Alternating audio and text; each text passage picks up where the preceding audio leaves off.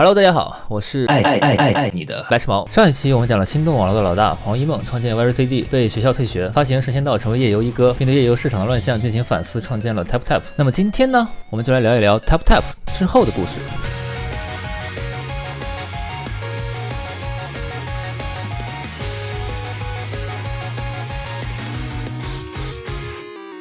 2013年是中国手机游戏产业十分重要的一年啊！手机游戏的用户量和市场规模在那一年发生了突发式井喷。在2013年4月，月流水超过1000万的手游有4个，分别是我叫 MT、捕鱼达人、时空猎人、大掌门。手游市场异军突起，而相应的，网页游戏以及 PC 端游戏的用户数量就迅速减少。心动网络当即决定转型进入手游行业，但初入手游行业的心动陷入了一个困境。靠页游联运分成模式起家的心动，发现他在手游的渠道上做不过别家。什么是渠道呢？像大家常见的91助手、小米游戏中心、360手机助手、腾讯应用宝、哔哩哔哩游戏中心，这些都是渠道。一个游戏开发者或者工作室做出来的游戏，只能放到百度、腾讯、阿里、360这几家巨头的手游渠道里才能卖得出去，不然就根本没有人知道这款游戏。由于这几家巨头基本瓜分垄断了渠道市场，所以游戏开发商必须给渠道足够的钱，他们才会把你的游戏放到比较显眼的位置上，才会有比较好的宣传。一般一个游戏赚的钱，开发者可能只能拿到2成到4成，剩下的全部交给了渠道商。而渠道的目的是赚钱啊，他们才不会管什么游戏好不好，谁给钱多就推广谁。国内几乎所有的渠道商对游戏首日的充值都有一个标准，如果你的游戏首日收入达不到这个级别，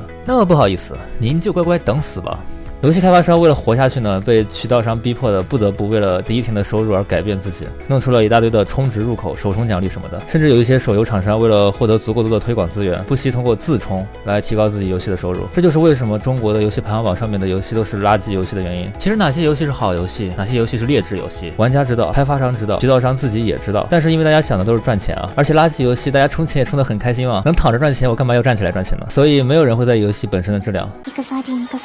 Steam 进入中国市场后，黄一梦和他的团队注意到了一些很特别的游戏。这些游戏在现在被我们称为独立游戏，他们有着天马行空的玩法，有着感人至深的剧情，有着不同于主流的设计。黄一梦作为一个资深老玩家，他明白游戏玩家需要的是什么，他也希望自己的游戏可以细水长流，而不是太过粗暴的去压榨玩家的金钱。他们当时没有觉得这就是独立游戏了，他们只是看到这样与传统游戏不一样的游戏，觉得这种游戏会成功。于是黄一梦就开始筹划如何利用这些优秀的独立游戏，走出一条新的道路。2016年初，他从心动中拿出3000万，找到了另外2个人，一个是黄希威 BT China 的创始人，拥有多年的海外游戏发行经验；一个是张乾，他虽然没有做过游戏行业，但拥有10多年的社区运营经历。他们3个人共同创立了上海亿玩网络科技有限公司，开始研发 TapTap。而当时的 Steam 平台，中国用户突破了1000万，再一次坚定了他们的信心，这样的平台是有未来的。黄一梦和他的团队在参考了 Steam、App Store 以及众多平台的运作方式后，最终确定了 TapTap 的方向，将游戏与社区相结合，形成了 TapTap 的原型。TapTap 上线后的迅速发展也证明了他们选择的这条路是正确的。TapTap 说白了也是游戏渠道，那么它为什么会比腾讯、百度、360的渠道强呢？这里就要提到 TapTap 最大的独特性了。它作为一个渠道，不联运、不分成，通俗点说就是不要开发者1分钱。对开发者来说，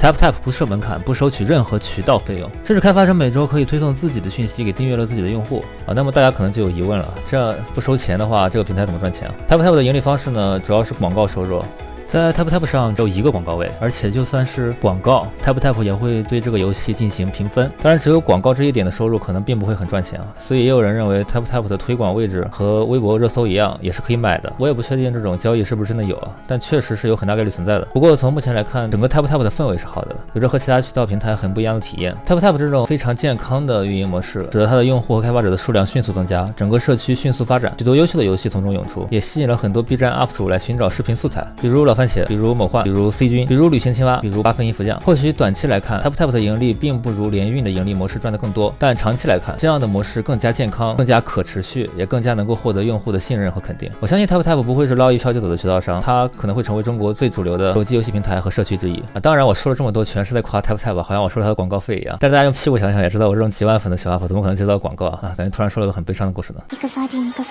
TapTap 在2017年年底用户数量已经突破了6000万，但这个平台的发展真的就会这么顺利吗？并不会啊。其实 TapTap 的发展一直是伴随着灰色的收入。TapTap 作为一个游戏平台，一开始是很缺乏游戏的，因为游戏开发者基本都不知道它。它最初的起量是来自于 Pokémon Go 的破解版。在 Pokémon Go 大火之后 ，TapTap 发现了这种国外游戏的商机，开始把无法进入中国市场的游戏平台 Google Play 里的优秀安卓游戏搬运过来并推荐给玩家。再往后发展呢 ，TapTap 找到了这么一条路，就是通过优质游戏推荐吸引中小开发者、个人开发者入驻，通过核心玩家传播口碑，这是类似 Steam 早期的发展模式啊。但这条路很难走啊。为什么这么说呢？因为无论是 Pokémon Go 还是 Google Play， 还是无法从文化部拿到游戏版号的中小开发者、个人开发者 ，TapTap 发布他们的游戏都是违法的。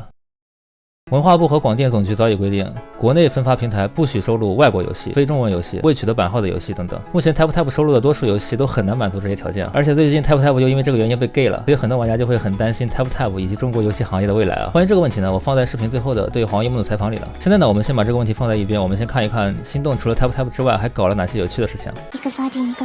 黄一梦对于独立游戏很看好，所以他在开发 TapTap 的同时，在2015年到2010年的时候，就开始投资上海荒人网络，支持他们开发了独立游戏《艾希》。其实说艾希是独立游戏也不太对啊，因为这个游戏在一开始就是有心动的商业资本投入的。艾希在2016年末发布之后，得到了大量的好评。虽然游戏内容稍有争议，但艾希的出现给中国游戏市场打了一剂强心剂。也就是从艾希大火之后，国内的独立游戏才逐渐受到了厂商的重视。关于艾希的具体细节呢，这个视频我就不细讲了，会放在下个视频里单独讲荒人网络。在游戏行业之外呢，黄一梦还投资了纳米核心动画。纳米核心的制作商海岸线动画，全称上海新宇动画设计有限公司，在2012年成立后就获得了心动网络1000万的天使投资。一开始团队只有3个人啊，但他们制作的动画纳米核心的质量相当高，不论剧情，单从画面质量上就已经称得上是国内动画行业的一流了。纳米核心第1季到目前为止已经突破了3亿的播放量。动画大火之后呢，海岸线又拉到了许多笔投资，公司规模也发展到了上百人，并且逐渐浪了起来，经常会在 B 站上投一些奇怪的视频。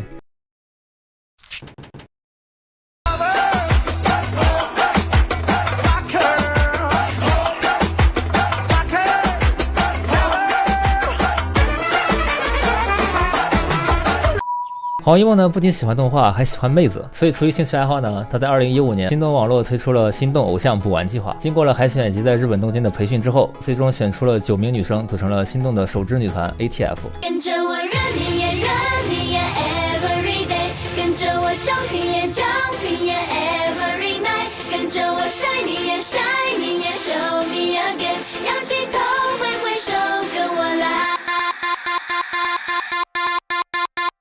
其实从 MV 就可以看出来，这支女团的路线是在走日本女团的风格，妆容、衣服、配色、场景、氛围等等都是日系的感觉 ，AKB 或者三大河那种风格。而且由于心动大量资金的支持，这支女团的起点很高啊。在2017年3月27日获得了第24届东方风云榜音乐盛典东方新人奖，并在4月8日获得音乐微榜年度盛典最受欢迎组合奖。但也是因为这个奖啊，惹祸上身了，因为当时正好是 EXO 出道5周年，在投票截止最后20分钟 ，ATF 却突然反超几十万票获奖。EXO 的粉丝觉得有黑幕，当场情绪失控，以至于后来他们一直都在网上被骂得很惨，很难积累粉丝，最后于2017年年底解散啊，真的很可惜啊！现在国内日系女团也就三大河一家独大，都来几个竞争对手比一比，还是有利于行业发展的。对于这个事呢，我也只能说，这届死宅男群体的原力还是不够。好了，说到这呢，心动的故事就暂时告一段落了。最后呢，希望各位观众老爷给个收藏，给个硬币，给个推荐。我们来看一下我之前对于心动的董事长黄一梦的独家采访。